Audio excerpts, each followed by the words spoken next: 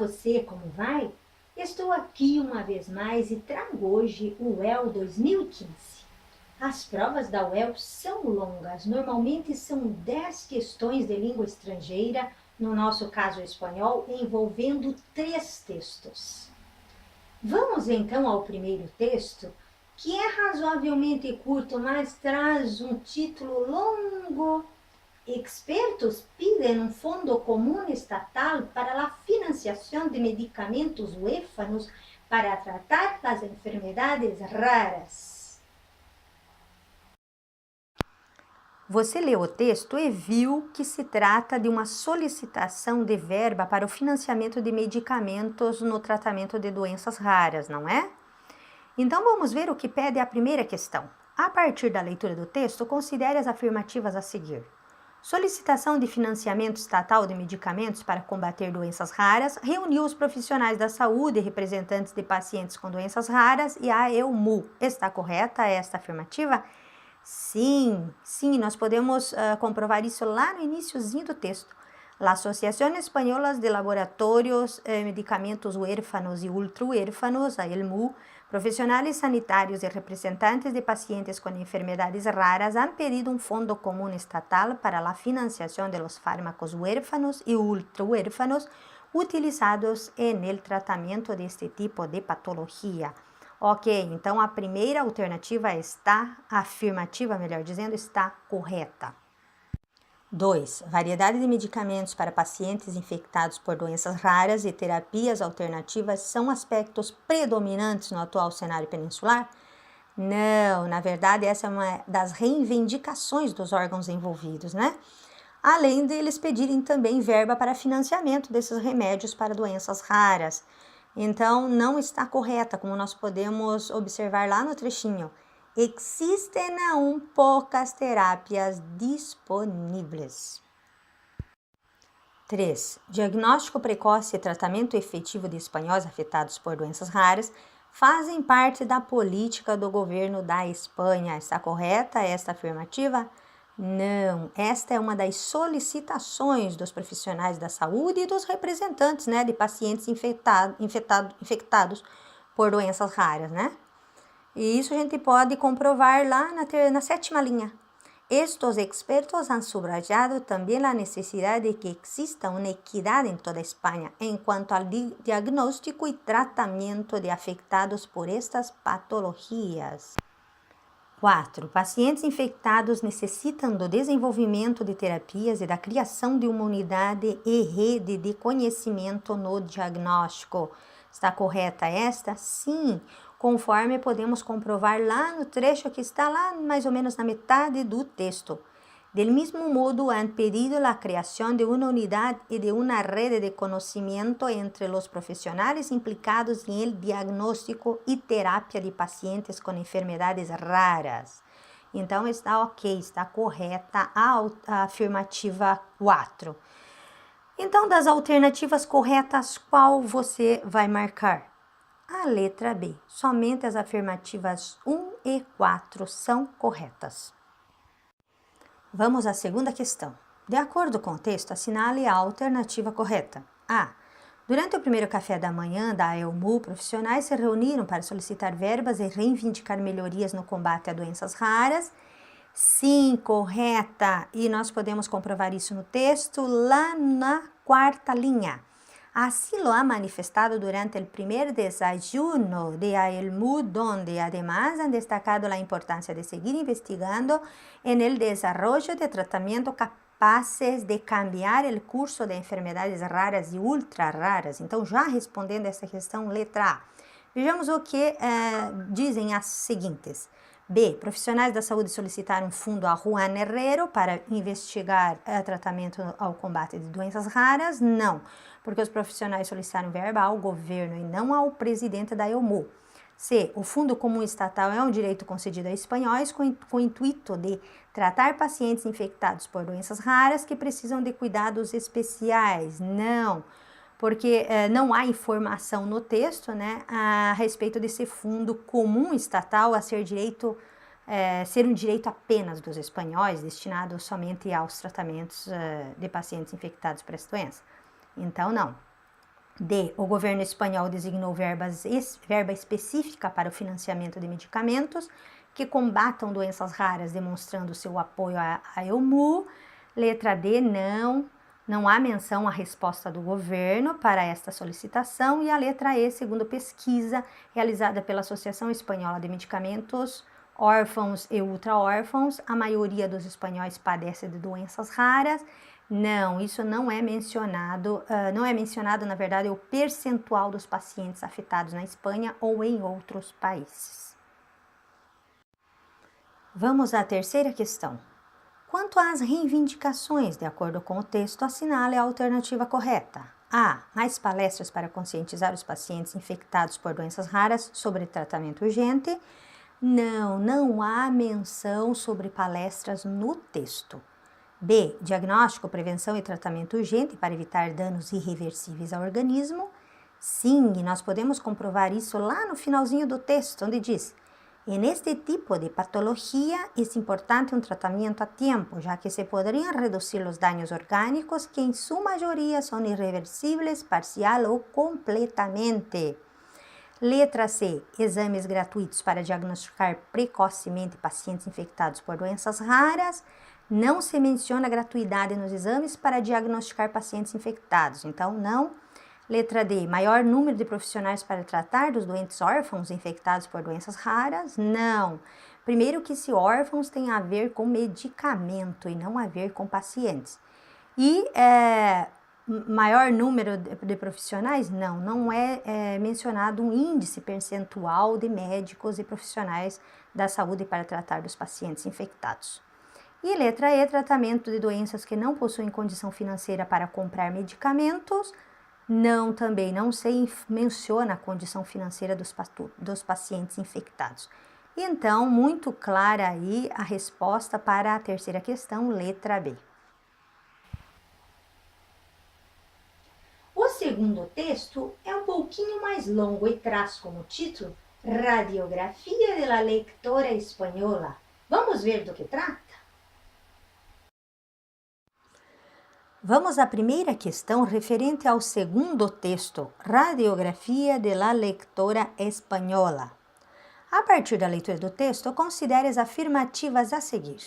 Na Espanha, as leitoras preferem revistas e romances, enquanto os leitores dedicam-se a jornais e fóruns na web?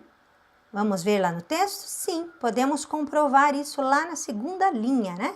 Los hombres son más de prensa diaria, aunque las mujeres les superemos en la lectura de revistas y novelas. Y un poquinho más, ellos se decantan por cómics, webs, deportivos y foros. Então, ok, está correta a primeira afirmativa. Segunda, conforme estudos realizados pela Associação de Editores do Reino Unido, o público feminino dedicava-se mais ao hábito de leitura nos anos de 1960 do que na atualidade. É isso? Isso está certo? Vejamos lá no texto novamente. Sim, um pouquinho mais abaixo nós podemos verificar isso. Em comparativa com outros países, um recente estudo da Associação de Editores de UK asegura que na atualidade el 18% de las mujeres leen de manera frecuente frente al 48% en los años 60. Então, sim, confirmando também a segunda alternativa como correta. Vejamos o que diz a terceira. A Espanha ocupa o 20º lugar no ranking de países mais leitores do mundo, dedicando o maior tempo à leitura em tablets e smartphones. Isso é correto? Não, porque nós podemos verificar lá no texto, um pouco mais abaixo, según datos de la UNESCO, España se encuentra dentro de los 20 países más lectores del mundo. Isso sim, no puesto número 19. Ou seja, a Espanha ocupa então o 19º lugar e não ou posição e não a 20ª posição. Então, não está correta a afirmativa 3. Vamos à quarta. Na Índia, Os homens dedicam-se mais às áreas cênicas e as mulheres, por sua vez, dedicam-se mais aos instrumentos musicais.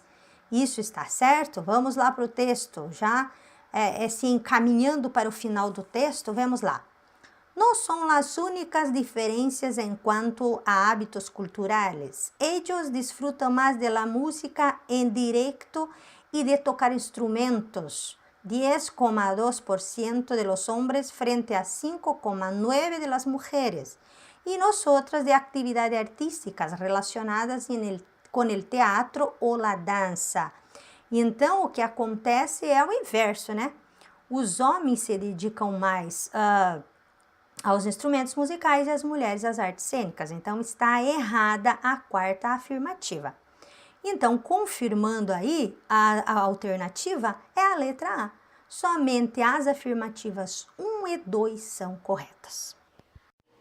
Vejamos o que pede a segunda questão. Assinale a alternativa que apresenta a correta e, respectivamente, a identificação da voz e do público-alvo do texto.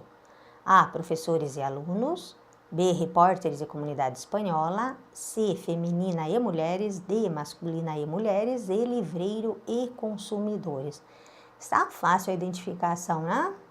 Lá no iniciozinho do texto nós já percebemos a quem está falando e a quem está dirigindo este texto. Lemos más en nuestro tiempo libre, aunque ellos empleen más tiempo en la lectura por cuestiones laborales.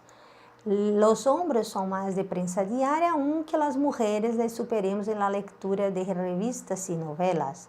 Ellos se decantan por cómicos, webs, deportivos y foros, aunque nosotras leemos más por entretenimiento.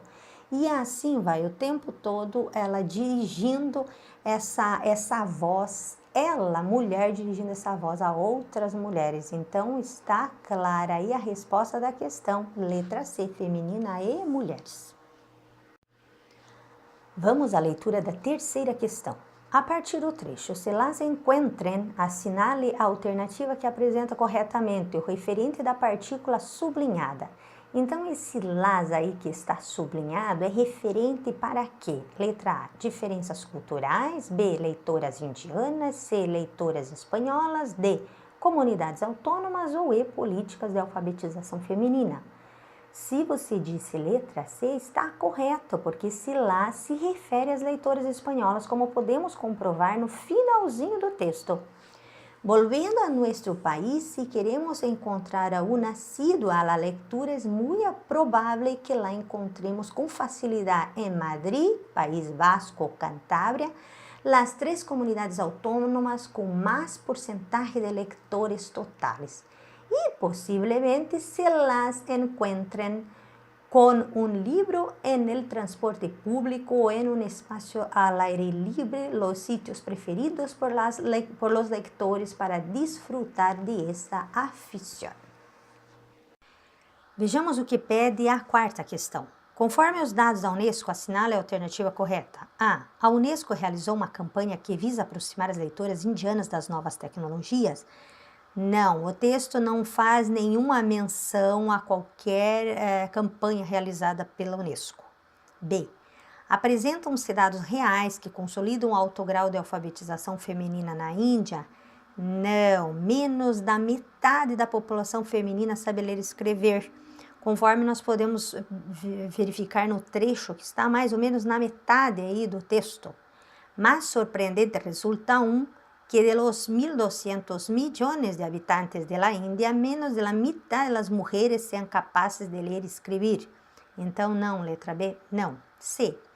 Hoje há menos diversidade de atividades, com destaque para a prática da leitura, como a opção de lazer mais recorrente. Não, isso antes acontecia, mas hoje há mais opções e por isso as pessoas não se dedicam ao hábito da leitura tão somente, né? Conforme a gente pode observar no trechinho que está aí em azul, sublinhado em azul. Este cambio es obviamente debido a que las tendencias de ocio han cambiado y se han diversificado en estas últimas décadas.